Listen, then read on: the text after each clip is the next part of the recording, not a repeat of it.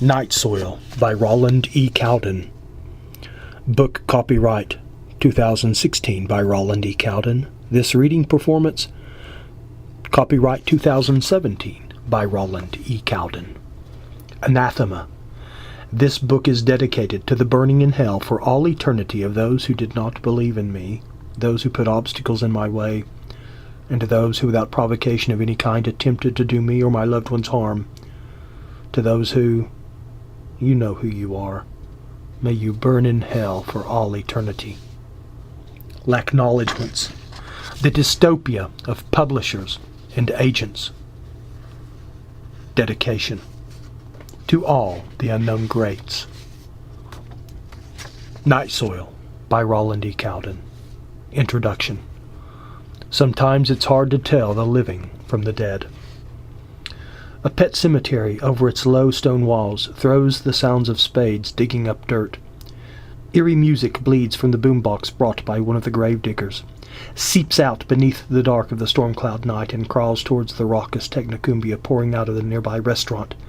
Pedro's Mexican Eatery blinks the neon light on the side of the block building. The neon tubes, partially burnt out, cast only a garish red on the dirty stucco, and a wag is tagged beneath the eatery's name, "Where the shit hits the flawn." Large shade trees and a 10-yard strip of lush grass separate the back of Pedro's from the low cemetery walls. More shade trees march down the squared outline of the cemetery, bordering the stone in the road which run the four sides of the final resting place for beloved animal companions, now gone to a better place.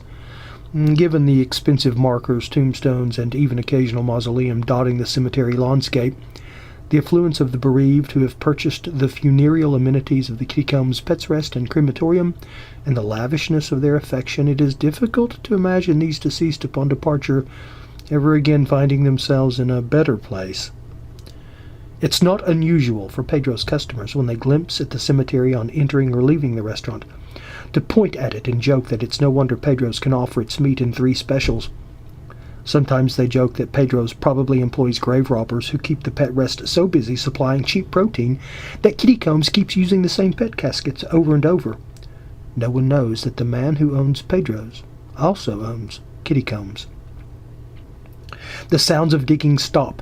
Down the road running behind Pedro's Mexican Eatery and perpendicular to it, the road bordering the right of Kittycombs if you were standing behind the restaurant and looking from your slightly higher elevation down the gentle slope at the cemetery. 2 men step out of the cemetery and over the low stone wall. Lightning flashes from the storm-seated night clouds and reveals opposite the emerging men, and beneath the shade trees heavy with darkness, a large van. On the van's side reads the name Pedro's. The men have parked the van to leave it as close to the stone wall as possible, while at the same time concealing it from the main road above that runs in front of Pedro's, and from the occasional lovers, or drunk, who wander out of the restaurant to hold hands or shake water sacrilegiously on a stone. The Kittycombs Pets Rest and Crematorium has had a busy day today, but not busy enough, and the 2 men are carrying a large, stiffish object which they toss into the back of the van. They make several more trips, sometimes singly, with each carrying his own burden, sometimes together, hauling a larger object. Look through the night goggles with binoculars, and you would see 2 grave diggers go towards the truck, first together carrying a St. Bernard laughably stiff, and then several more trips with small animals, 3 cats, 2 rabbits, 1 squirrel, a raccoon, and a prize cock permanently retired from the ring. The 2 men haul their carries inside the van. They will have now filled and emptied the van 3 times. The vehicle's back door, before hurriedly closed again, casts from the rocking van a ghoulish light which silhouettes the butcher carving up the hall, readying his hors d'oeuvre for entree into culinary society. At the road in front of Pedro's Mexican Eatery, a 2-wheel trailer marquee winks "Biker's Night" and "All you can eat" in signal to the passing motorists.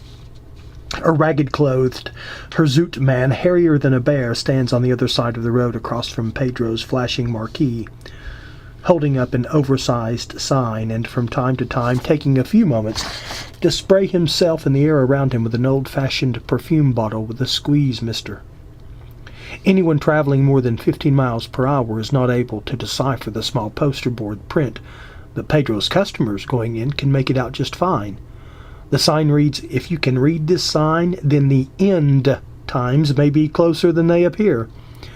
The t-shirt he wears over an old gray sweatshirt has on the front of it a picture of what looks like a hot water bottle with tubing running from one end. His back turned away from the road into the opposite fields. No one sees the back of his t-shirt, which bears the message Public Enema Number 1. Hogs, pickups, and beat-up family sedans fill the eatery's parking lot. Inside, the restaurant is packed to the walls with customers. A semi-Christian motorcycle gang, whose jackets read Shell's Angels, take up almost a quarter of the seating space. It's their regional monthly Bible study and debauch. Tequila, sangria, and beer have been flowing freely, and knives have already been pulled over premillennialism versus postmillennialism, and whether one can still buy Bohemia anywhere in the States, and is it better than Victoria. Ever since the Shell's Angels got into bodybuilding and started depilating, you can't hardly tell the women from the men without an anatomy check.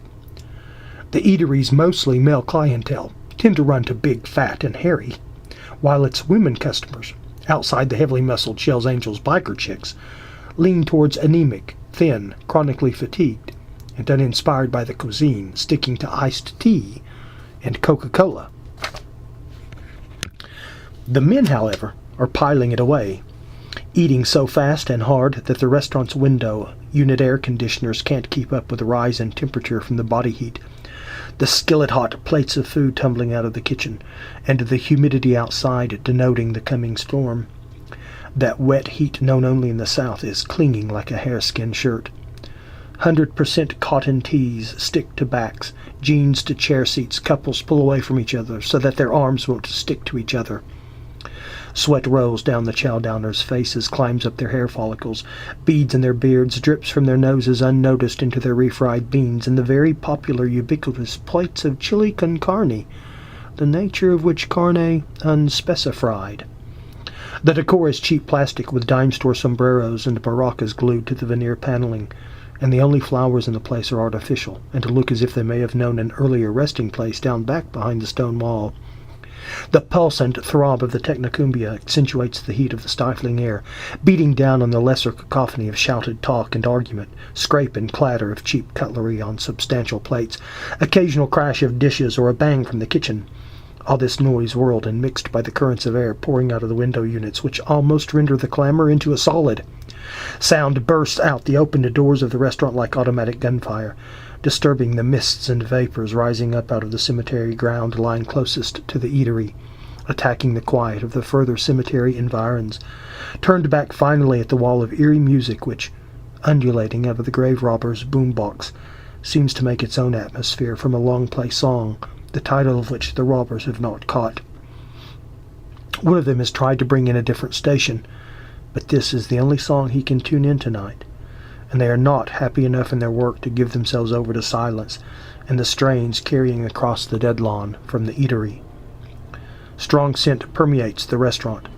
Highly spiced meat fried in Spanish olive oil dominates the orders, tinged with the sweetness of onions, the pique of fresh garlic, confused slightly but not baffled by the cool undercurrent of neutralizing guacamole. Olfactory senses set on edge by beer and stale and fresh perspiration.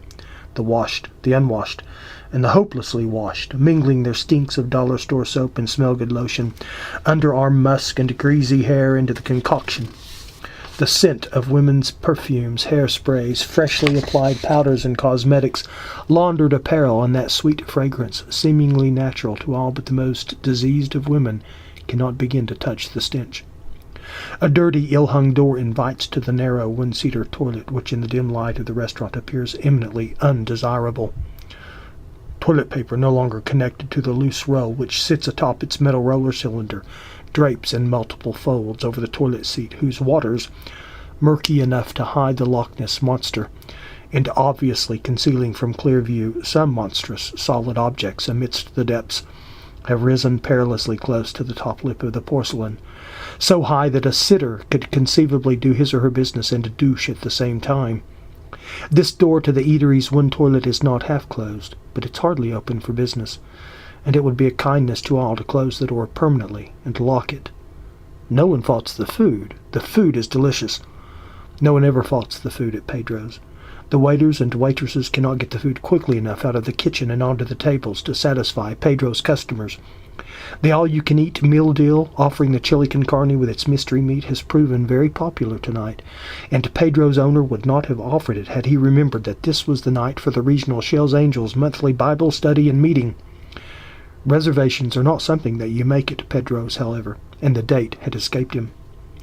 The profit margin for a small single-proprietor restaurant is very small, and made even more so recently by yet another economic downturn. Usually Pedro's owner employs his meat supply men in the very early morning hours, and only as a supplemental supply. But this evening's rush, catching him off guard, has not only forced him to call them into service during dining hours, but has forced him to requisition what we will call less than the usual fresh daily supplies. In the kitchen, tenderizing has deteriorated to a swearing bastonado. From the vantage point of the one-seater, mercifully vacant, the view looks out upon and focuses on one particular customer, a single, the biggest, ugliest, hairiest guy in the place. His 8th plate is heaped with steaming piles of food, the other 7 plates scattered around the table, looking as though they had been smear-wiped with dirty tortillas. Standing lonely, empty, or lying overturned and slowly dribbling dregs are 8 tall boys of cheap American beer.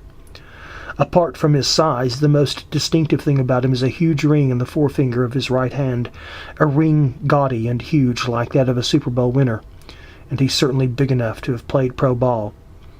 He is sweating so profusely the water is pouring off his forehead, flooding his eyes, dripping in cascades off his nose, streaming down his cheeks.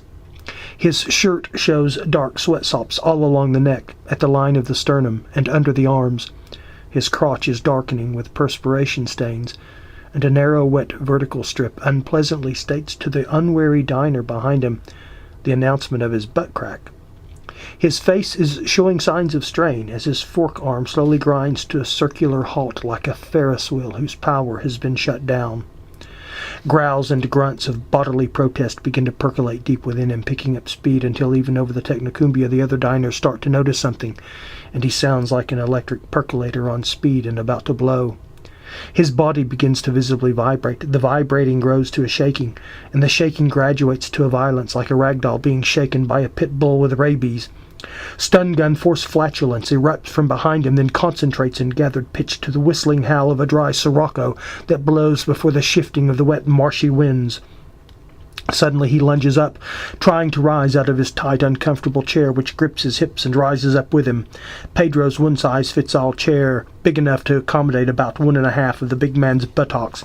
Standing up and wagging the chair behind him, wagging it like a duck's tail, he lurches towards the one-seater, listing left and right, leaving in his wake fellow diners tumbled to the floor, a horrible stench and a trail of brown-green slime that has dropped, dripped, and skated down his legs onto the dull linoleum. He makes it to the one-seater and tries to close the door, but the latch won't catch, and he's too busy just getting his britches down, squashing his cheeks down on the toilet seat and causing the waters of the toilet to overflow over the porcelain lip onto the bathroom floor. His own muck floating on the surface is bumping against and sticking to his backside and legs, and in desperation he tries to flush the toilet when he feels something in the toilet tank give way, allowing water to stream into the unemptying toilet bowl and pour out over its upper lip. This big tough man is so embarrassed, soiled, and humiliated that he starts to cry. But his body isn't interested, has its own ideas, and has over 7 plate loads of chili con carne to jettison. His intestines in long, rhythmic, powerful expulsions begin to evacuate, each blast dropping like a mortar into the toilet bowl and causing explosions of water and solids to geyser up out of the bowl, all over the one-seater and out into the dining room. Boom, splash, spew. Boom, splash, spew. This has happened in full view of the other diners. Had it been only in full view, they should be so lucky. The big guy's symphony of stink, his shower of watered-down shinola, trigger ominous sounds of plumbing malfunctioning, to wit, and other things that rhyme. The big guy's fellow diners have had their own guts convinced by the big guy's diorama, and now they're hopelessly trying to restrain themselves, staring at, waiting for, the one lone single-seater bathroom, knowing in their heart of hearts that the big man is not going anywhere, with his pants around his ankles, sobbing, still suppurating susurrus backside size of semi-solids and floating an anchor of turds. His bulk is blocking the flow of waters, thus causing a build-up, and the eatery's plumbing begins to beat its own drums of rebellion as the diner's pipes, playing at happy bagatelles, begin to speed up the tune. Realizing they need other options, to a man and a woman they rise at one time and rush the exit, squeezing out as the pipes inside the restaurant explode. They're running into the cemetery behind the Mexican restaurant, dropping their pants and squatting, while the pipes inside the restaurant are exploding, spewing raw human sewage into the air that comes raining down, a literal shitstorm upon the cemetery and the squatting defecants. Women squatting on their heels cry, clutching the tombstone in front of them, no longer trying to keep their heels clean from their own dropping muck. The women who have had only iced tea or Coca-Cola have it the worst, their empty stomachs working to try to expel their own intestines and muscles. Men hunch on their haunches in the open amidst smaller graves whose purchasers had lacked money for anything other than a plot, and a small plaque set into the ground. Misery for the moment has stripped them of self-consciousness. They are one with the grippings and squeezing of their guts, the slow dripping expulsion of pain from their stomachs. No one is looking at anyone else. A few have made it into mausoleums, sheltered from a falling sky, sculpting in the corners their own monuments to the dead. But the monuments insist on slipping over, sliding down to the ground, spreading out over the concrete flooring, seeking through cracks and crevices a descent in coitus with the soil and what the soil contains. The big man had not made it out of the restaurant, at least not voluntarily, that is, not under his own power.